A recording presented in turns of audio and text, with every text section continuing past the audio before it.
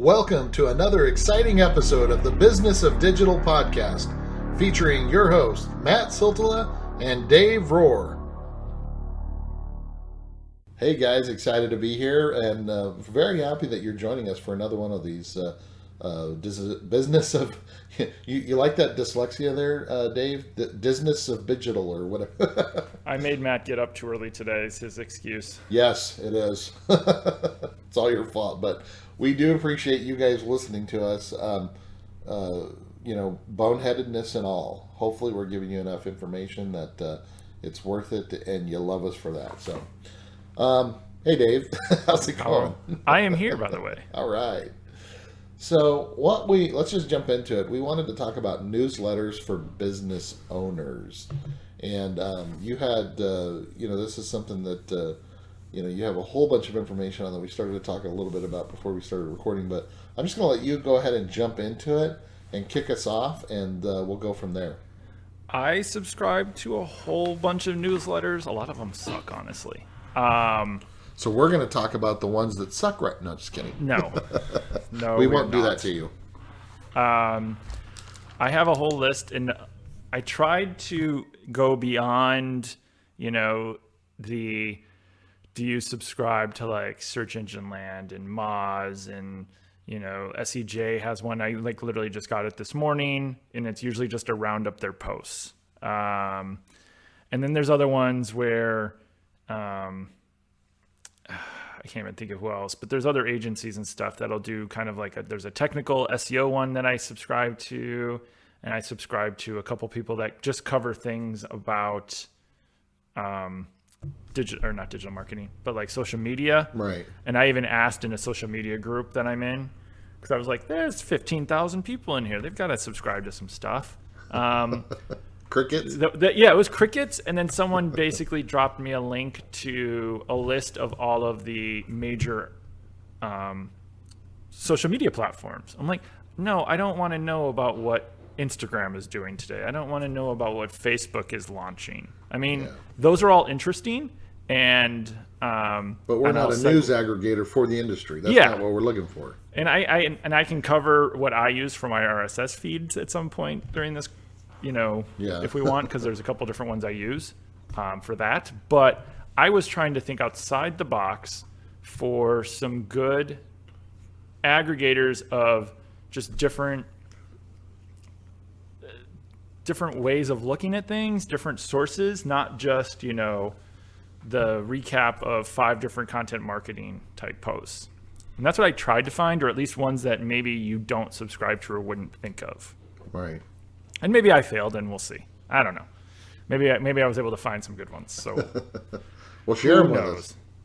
So, this might be one of the times where you want to go to our website and get the full list. Also, I like group throwing their 2 cents in. So please feel free, if you subscribe to an interesting newsletter that you wish we would have mentioned, even if it's yours, feel free to go and drop it in the comments on this one.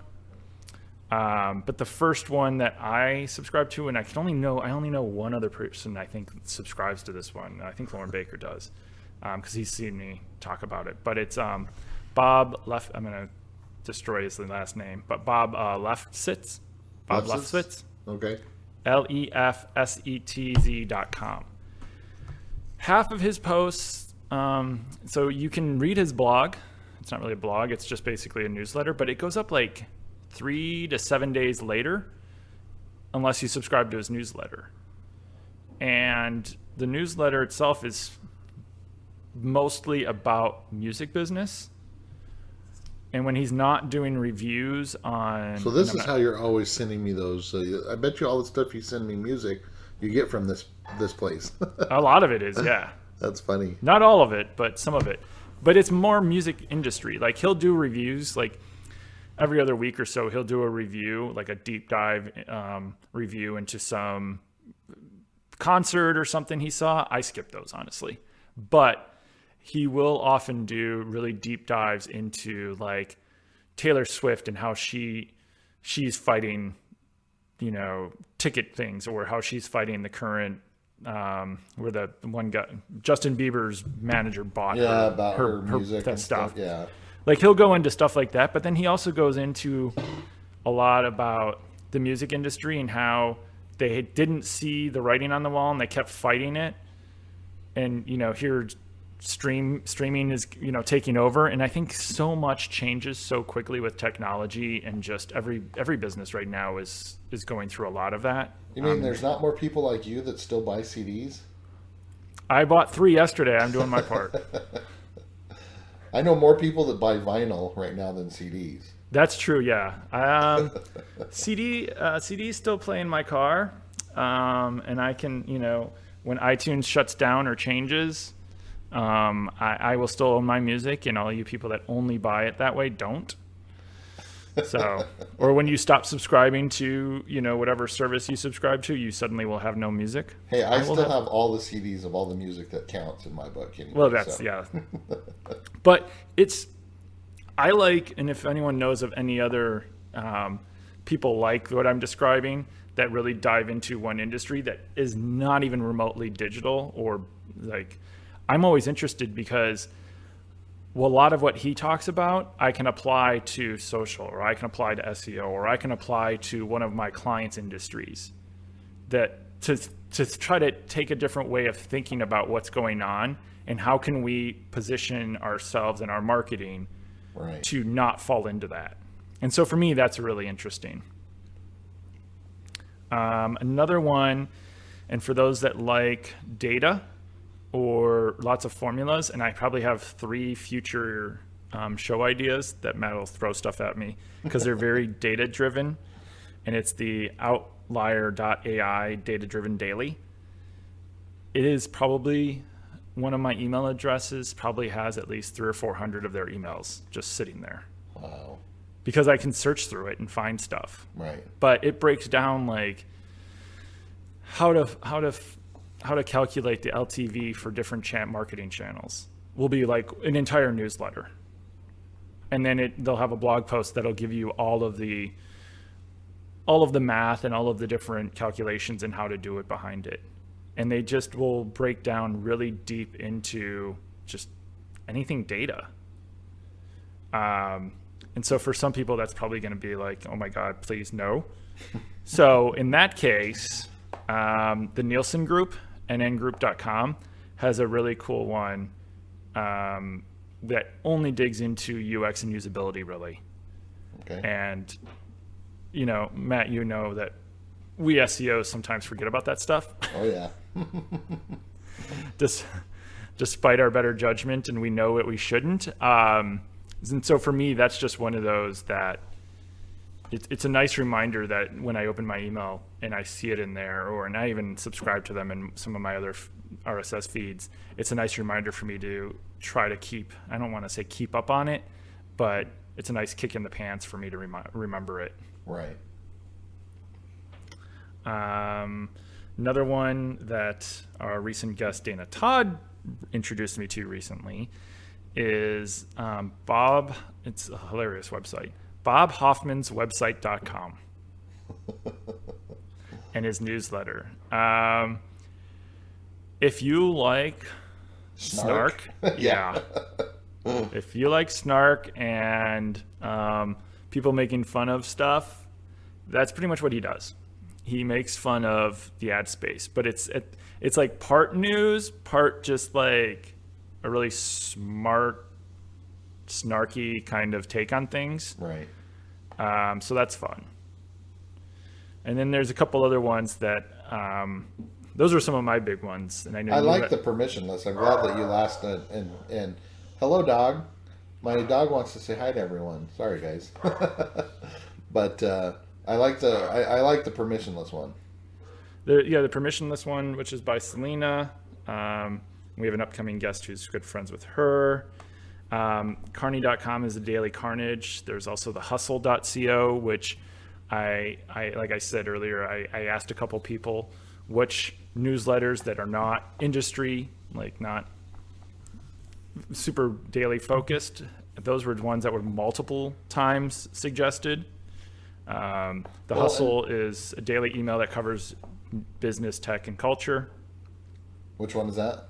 The Hustle. It's a Oh, daily okay. one. Gotcha. Yeah, there's only so much news you can take in. Oh, yeah. But some of these like the Lefts and the Outlier, how often do I look at them? It depends. I scan them. Right. TDM is twice a week. It takes it digs into a lot of different things. I just subscribed to it, so I can't. I was curious, so like some of these last couple ones, I've only just subscribed to in the last couple days, so I can't give my own. But when I had 2 or 3 people all say, "Oh my God, I love it," it's kind of a good vote of confidence. Yeah. And then there's another one that I was going to drop in as well, which is from a local SEO stand. There's a couple of ones I get, but I don't see them that often. White Spark. Yeah. White Spark has a good one, and I subscribe to it. I know I just saw one recently from them. So when someone suggested it, I was like, oh my gosh, how did I forget that one? But there's a lot of different ones, but those are just some of the ones. But then there's also I subscribe to them, and Matt, you have a really good example of, by the way, we do have one at podcast that I send out every so often. So feel free to subscribe to ours while you're on the website, and I will start updating it more often. But you have a good example of why another reason to subscribe to some of these newsletters and how to use that for your own. Well, yeah, it's something that you mentioned when we first started chatting about this. The different uniques or the reasons why or whatever, and it just got me thinking because. Normally, like, I don't pay attention to a lot of newsletters, or I don't subscribe to them just because a lot of them can just get, just end up being buy this, buy that, let me annoy you with this, let me annoy you with that, just money grabs or whatever. And they just quite frankly get to where you see something and you delete or you eventually unsubscribe. But I recently bought a ThermoWorks Signals thermometer. It's a digital thermometer for smoking meat because I've recently been getting into smoking meat a lot. And so one of the things that I noticed that, every time I get an email from these guys, whereas before, like usually when I get a newsletter or something, from other places, I'll just like skim over or just delete or not even think about it. But I get excited from these guys because what I've learned is they send like new ways to use the technology, or they might have done something to improve it, or they're giving me an example of a new rub to try, or a new, a different recipe for something, or, just something that I may not have thought about. And they do have like product updates. Like I just got one the other day that was talking about a new internal fan that helps you keep and monitor your lid temperature, right from your phone. And so I don't have to keep getting off my lazy butt every, so often going and checking the lid temperature and seeing where I'm at. Just stuff like that, you know what I mean? And I found it, I found it refreshing because it's like one of the few that I'm like, hey, these guys are doing it right. They're actually providing me something useful, And anyway, I thought that was a good thing. You mean they made their newsletter useful so that you actually use your product? Yeah. That you bought from them? Amazing. And that's basically what they're doing. Exactly. Yeah, I'm trying to think of what product email newsletters. I can't think of any that I like would long-term subscribe to. I think the worst one I get, and bless their soul for trying, is a parking app. And I need to unsubscribe from it because they're always like, I don't live in the city. I very rarely ever use it. But I know if I delete it, then I'm going to need it. So like I've already deleted it once and then I had to go and get it again. Dang it. But yeah, I tried. But well, I mean, there are those useful ones out there, Dave. Like there's another one, disclaimer, I'm a part of this, but Husky Beards, obviously, I have the beard. And, that one is an example of one that they're trying to sell stuff. But for me, it's useful because I love how they're always showing me like the new different scents of oils, or they have new scents that are coming up for summer, or, whatever season or whatnot. And I find that kind of useful. And so I guess it all goes back to like, I don't know, I guess the usefulness of it, like how, like how it's going to interact with you. Like in a situation like that where I use this product and I like that they're giving me, even though even though I just got done saying I hate those ones where they're always trying to sell me this or sell me that, but when it's something that I'm interested in, or they do it the right way, where they're not just like hitting me with just nothing. It's but informational sales. well, yeah, exactly. That's the difference right there, and you nailed it on the head. So Yeah, I mean, like the only sale emails I subscribe to would be Fry's, oh because yeah, that evil store. same, yeah, exactly, same here. And stuff for tickets for concert events, because I can't keep up with, like, if you ever to look at my Spotify or my music collection, I am so far across craziness. There's no way I can keep up with, like, I can't keep up with the stuff you send me. No. Yeah. Well, and just last night, I literally looked up a band I want to see, and they were playing here last night. So, and I don't see that many concerts anymore, so I pick and choose, and I can't keep up with that. So for me, that's useful. Like, they're like, hey, don't forget this week, that band you want to see is playing. Oh, yeah.